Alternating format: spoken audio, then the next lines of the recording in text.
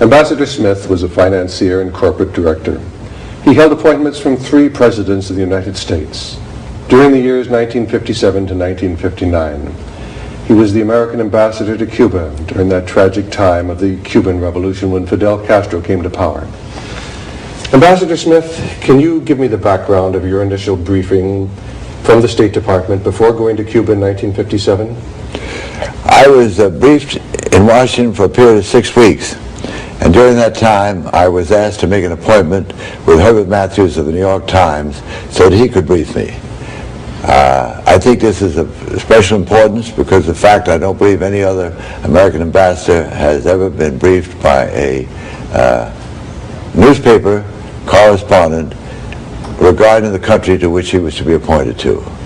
And it was known at the time that, of course, that Herbert Matthews was a strong proponent of Fidel Castro, and that Fidel Castro was dedicated to the overthrow of the government of Cuba by force. Now, were you given any inkling of the communist background of Fidel Castro? I was given plenty of inkling. No, I want to change that. No, I was not. In all the time that I was in Washington, I don't ever recall the State Department saying a good word about Batista, and I don't ever recall them saying a bad word about Fidel Castro. But did the State Department know about the communist infiltration of Fidel Castro's revolutionary movement? Oh, I think so. I think it was known from the time of the Bogotazo, which took place in Bogota in 1948. I think the CIA and the FBI and also the Assistant Secretary of State for Latin American Affairs and the head of the Caribbean Division were both in Bogota at the time. On active duty for the State Department. So they knew about the communist infiltration, but they didn't relay this information to you? Well, that is correct. What about Mr. William Wheeland and Roy Rubottom, who were both in the State Department? What was their background as far as the Bogota uprising, and what part did they play in the bringing of Fidel Castro to power? Well, as I recall, Rubottom acted as secretary for this is now, we're going back quite a few years, but as I recall it, he was secretary of the mission that was down there and was representing the State Department at that time. This was in Bogota at the time? In Bogota at the time. It was called a Bogotazo because one of the leaders of the uprising was Fidel Castro himself. And was this a communist uprising? Yes, it was always maintained to be a communist uprising. And not a communist uprising, but an uprising which was led by the communists and instigated by the communists. Now, what part did Mr. Wheeland and Mr. Rubottom play in the ultimate fall of Cuba in 1959? Well, Mr. Rubottom and Mr. Wheeland were really the top men of what I call the fourth floor. And the fourth floor is a book, and I wrote a book with that name. It must be taken symbolically. It means where the Latin American officers had their desks in the State Department because they were situated on the fourth floor. And Mr. Wheeland and Mr. Rubottom were the leaders of the fourth floor. They were the top men. Mr. Rubottom was Assistant Secretary of State for Latin American Affairs, and Mr. Wheeland was the head of the Caribbean Division. And they influenced our actions in Cuba by their day-by-day actions. And they were instrumental in doing everything that they could to see that Fidel Castro was removed from office. That Fidel Castro was removed from office? Yeah, or not Batista? Excuse me, Batista was removed from office. I think we'll have to redo that one. All right. Well, did the State Department actively work to bring Fidel Castro to power? The State Department actively worked through the day-by-day actions of the men who were situated on the fourth floor. They were the people connected with the Caribbean and all of Latin America. The Secretary of State was completely preoccupied with Berlin and Tokyo and Moscow, so that he left everything to the Assistant Secretary of State for Latin American Affairs, who was Mr. Rubottom. Did Mr. Wheeland and Roy Rubottom, who were from the American State Department, know about the communist influence within Fidel Castro's revolutionary movement? I don't think that Mr. Rubottom and Mr. Whelan knew that Fidel Castro was a communist, but I do think that they were familiar with the fact of his communist activities as a boy, from the fact that he was an active leader in the uprising in Bogota in April of 1948. At that time, I believe that Fidel Castro was only 22 years of age, and there's no question about that he was an unstable youth. And what happened at the Bogota uprising in 1948? Well, the Bogota uprising was a communist-inspired uprising for the overthrow of Gaitan, I think his name was, G-A-I-T-A-N. And it was a communist-inspired uprising which Fidel Castro led the youth end of it, and it is very famous in history. I see. What did the American State Department do to undermine Batista's position and aid the revolutionary movement of Fidel Castro? Well, that was done in the day-by-day actions of those on the fourth floor, and the fourth floor must be taken symbolically. That word represents where the officers of the Latin American officers had their desks in the State Department. And in their day-by-day actions, they did everything they could, it seemed to me, to undermine Batista and to help Castro. So what specific things did they do to undermine Batista? Well, there were about 20 that I've listed. And as I'll give them to you as they come to mind, if you want me to. All right, please do. We'll say one of the main things that was done was when they stopped the shipment of arms in 1958, in March of 1958. Under the MAG program, the United States government was supplying arms to Central America and to Latin America. That was for hemisphere defense. There were 1,980 Garland rifles that were to be shipped. And the Fidel Castro group, the 26th of July movement in Washington, were able to persuade the State Department officials that they should cancel that shipment of arms. Now, the actual loss of the arms did not mean so much to the Batista, but it was the psychological effect which had hurt the morale of the people around him and the army officers and his generals. On the other hand, it was a great psychological uplift to the Castro people because they knew that Batista had lost the support of the United States government. Well, now then, was Batista able to buy weapons from other countries, or did we? Yes, he got his weapons from the Dominican Republic, from Trujillo, who was the dictator at that time in Ciudad Trujillo. And also, the United States asked other countries not to sell arms to Batista. This is really intervention by innuendo. What about other military equipment that he needed? Was he able to get other specific things? What about parts for his military vehicles? No, they also stopped the shipment of parts, airplanes. We sold 15 airplanes, and Batista paid for them, and the State Department canceled it. I call it reneging on a deal, and the excuse was that they could use those planes for bombing the revolutionaries, where they were just plain ordinary training planes. Also, the same thing took place with armored cars. We sold them 20 armored cars, and Batista paid for them, and we never delivered those, due to the pressure which was put on the State Department by the members of the 26th of July movement. And they had their representatives in Washington. They had a legal representative, and we were also dealing with other emissaries. Now, what about Fidel Castro? Where was he getting his weapons? Fidel Castro was receiving his weapons, a great many of them, from the United States. They were financed by Prio, who was the former president of Cuba, and they were sending planes, landing money, bodies, and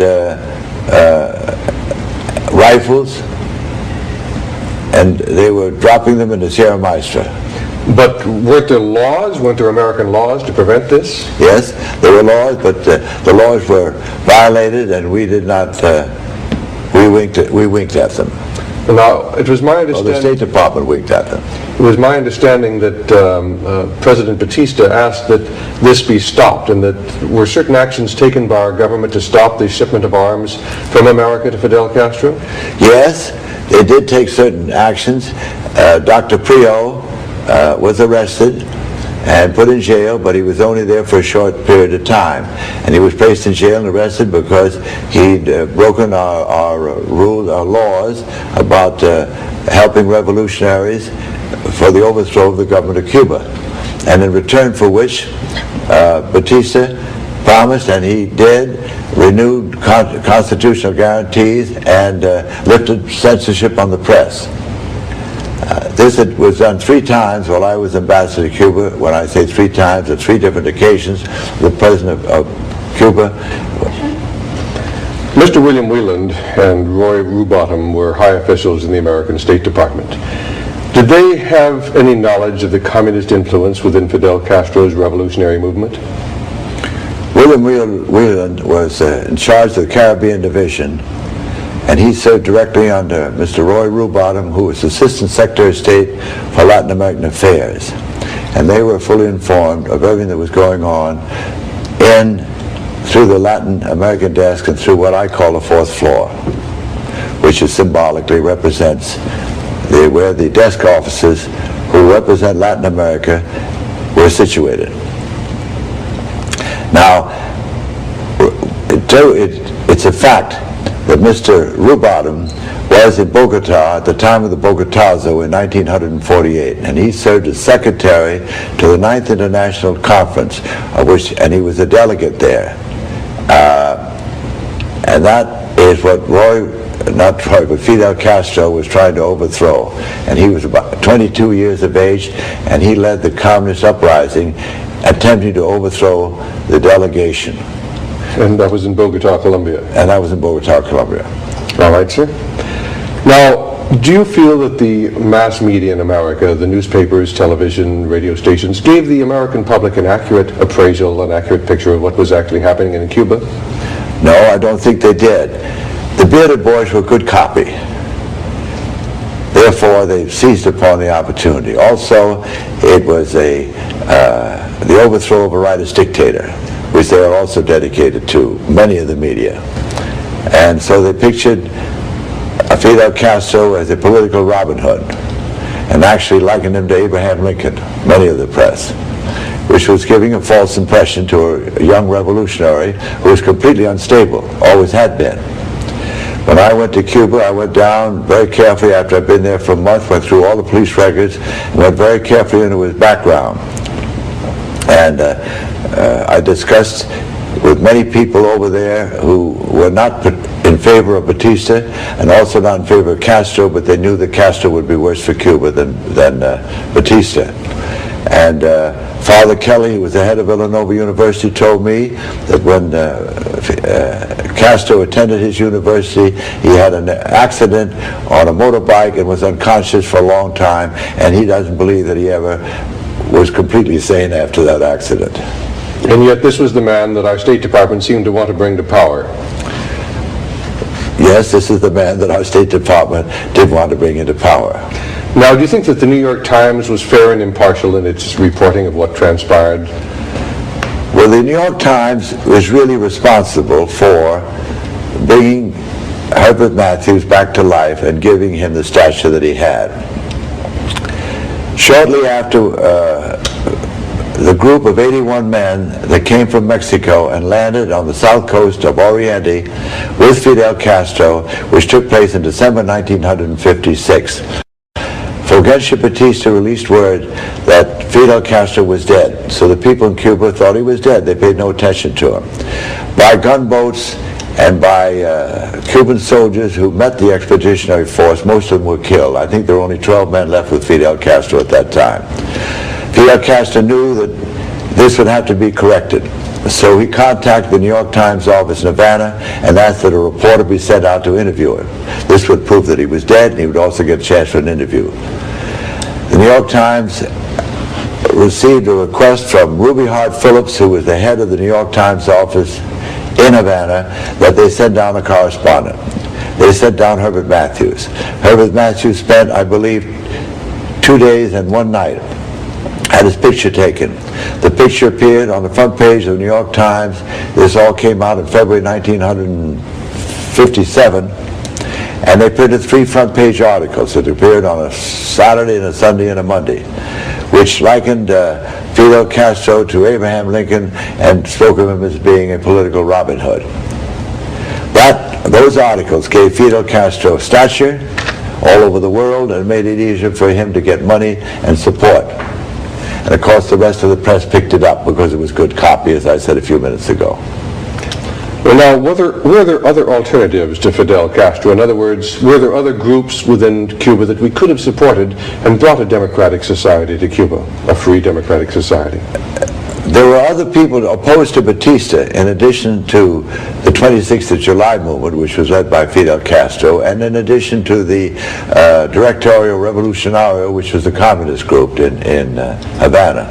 They were what I call the legal opposition. They were lawyers, they were good business, they were businessmen, and they were the ones who thought that Batista had outserved his usefulness, but they also realized that Castro would be worse for Cuba than Batista. So they did not support Fidel Castro or the 26th of July movement. And I'm naming such people as Mario Lazo, who was the author of Dagger in the Heart. He was the outstanding lawyer of the firm of Lazo with Cubas in Havana. Guillermo Belt, who was a former ambassador to the United States from Cuba. Father Kelly, the head of Villanova University, etc., etc. Now, were there opportunities when we might have supported these people and brought about a free and democratic Cuba? There were many times when there were viable solutions to the situation in Cuba without Batista and without Castro. The State Department never would support any of those solutions, always for the reason that they did not want to intervene in the foreign affairs of Cuba. Whereas I've shown in my book and pointed out where we intervene every day, positively and negatively and by innuendo.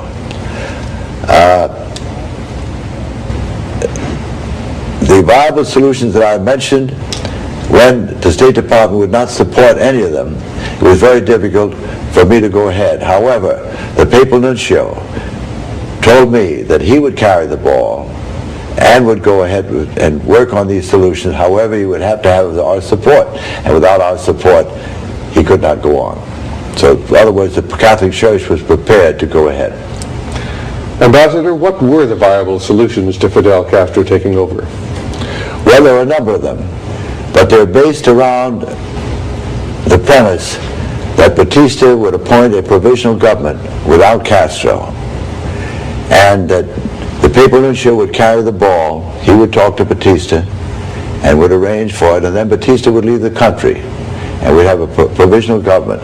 But this provisional government would have to be recognized by the United States and would have to receive arms so that they could carry on.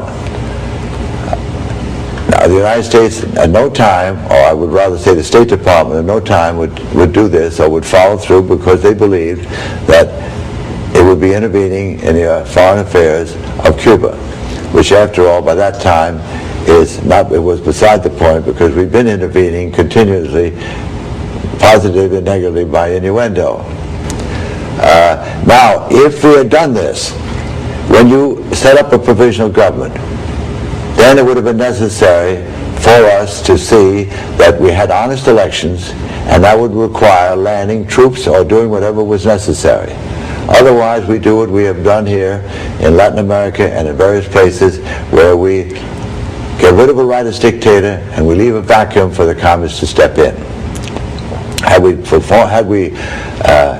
been willing to support a provisional government, Dr. Marcus Sterling was willing to go on and was willing to be the head of it and only stay in office if he were elected for 6 months and then step down and call for new elections.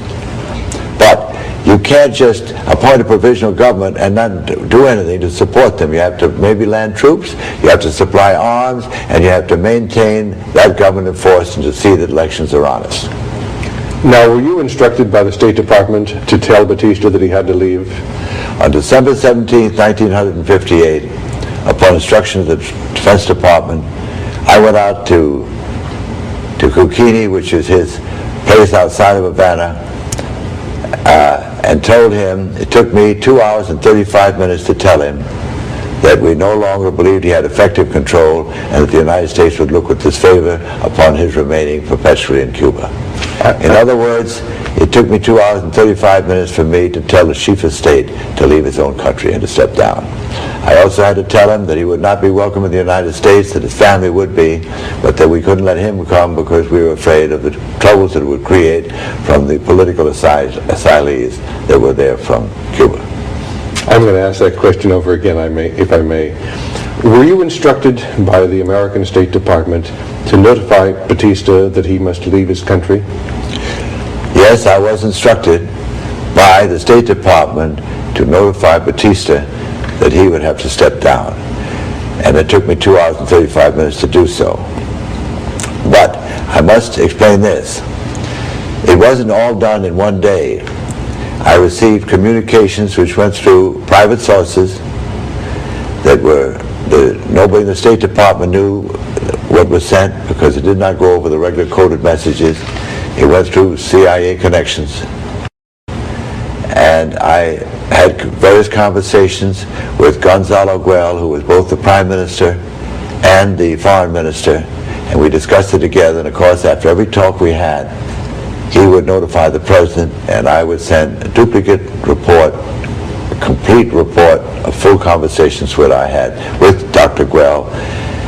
And then finally, on the final day, when I went up to see the President, he knew beforehand what I was going to say because he had been informed by Dr. Guell, the Foreign Minister and the Prime Minister.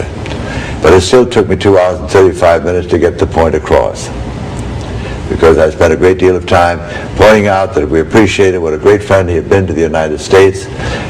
Any matters that came up before the United Nations, not only did Cuba support us, but the President of Cuba went out of his way to line up other Central American nations and other Latin American nations to support us. And the ambassador from Cuba, Dr. Porcio Nuendo, was a valuable friend of the United States. I pointed out all these things. I pointed out the fact that he'd helped us in World War II, that he had been a loyal friend of the United States. However, we felt that he lost effective control and that it would be in the best interest if he left Cuba. But at that point, was there any other alternative than Fidel Castro? There had been, for 6 months prior to that, numerous viable alternatives without Castro and without Batista. And I never could receive any support from the State Department. And those viable, and when I say I believe they were viable, the Papal Nuncio believed they were viable, and I believed they were viable, and he was ready to carry on with them because he knew that I could not obtain the green light from the State Department.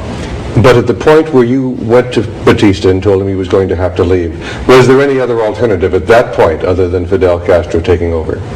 Well, by that, if he left, it was just Fidel Castro was going to take over. Pure and simple. Pure and simple. All right, sir. And there was no compromise.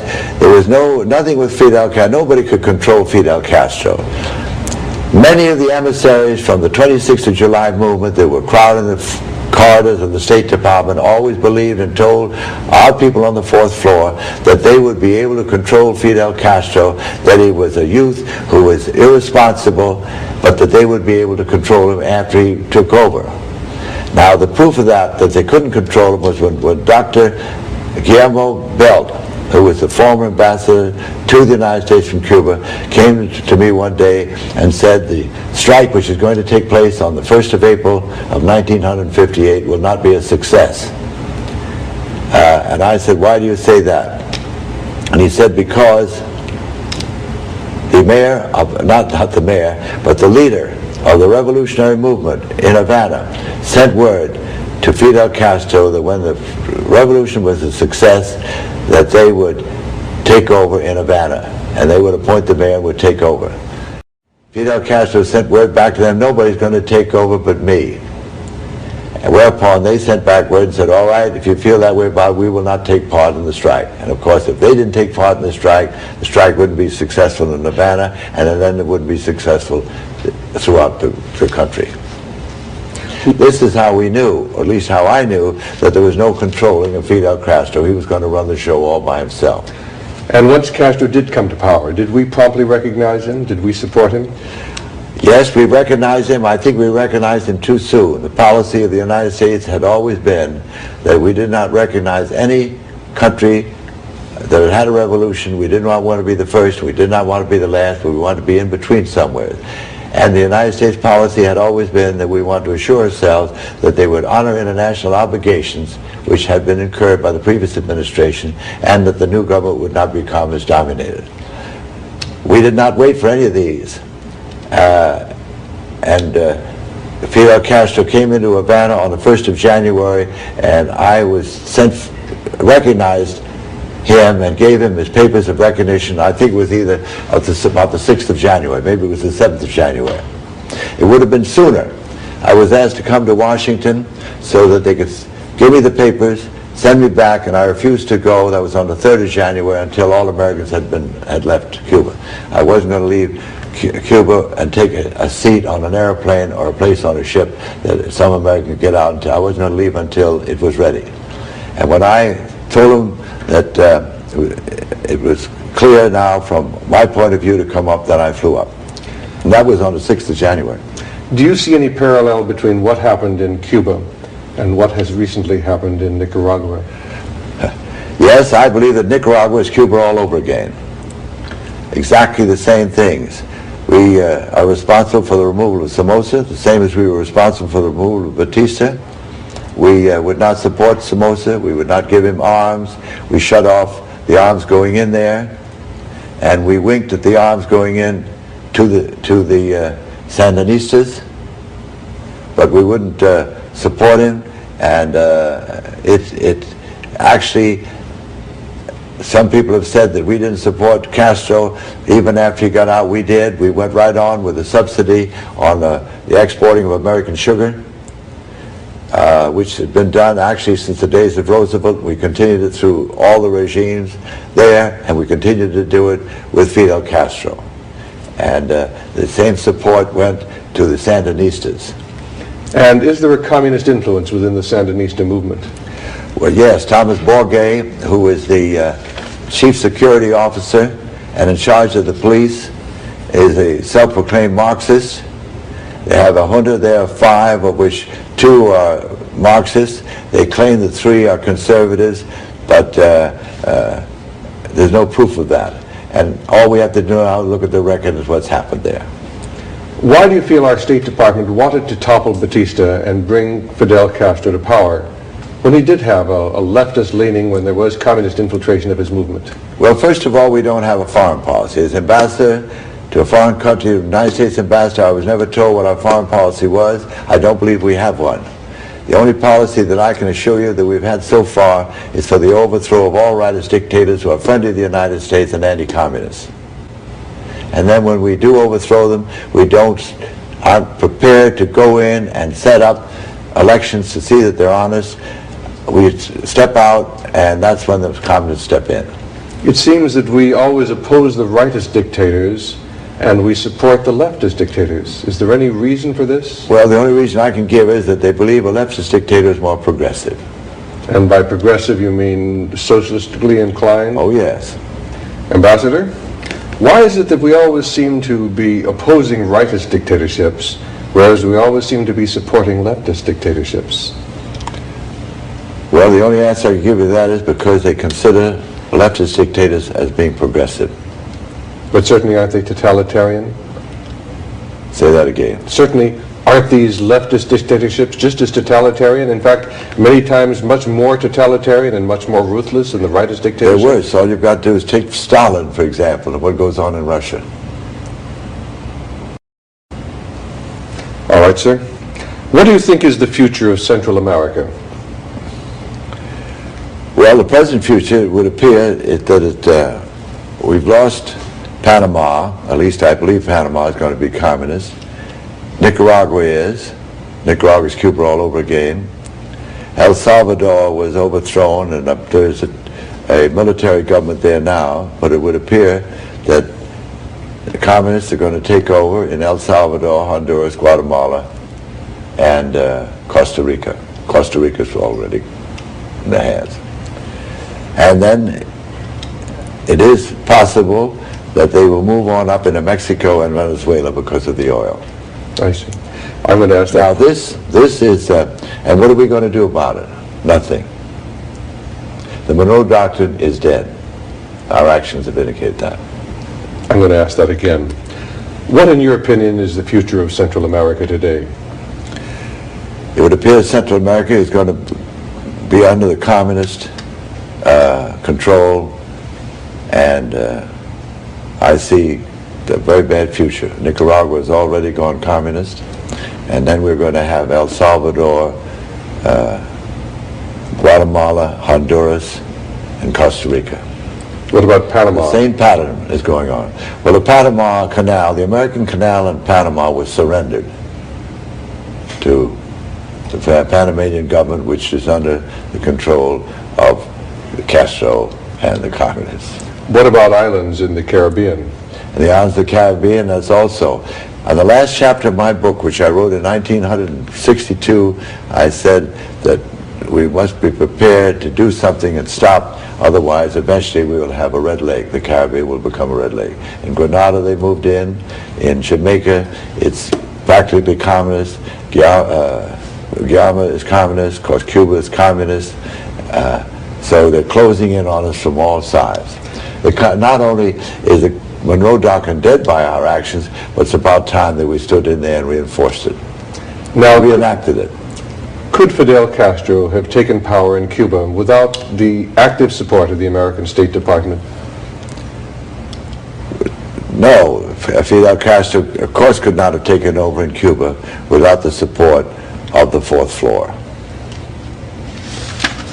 What, in your opinion, is the future of America if we continue following the same foreign and domestic policies that we've followed for the past 20 years? Add one thing, without the support of the fourth floor and the press in the United States.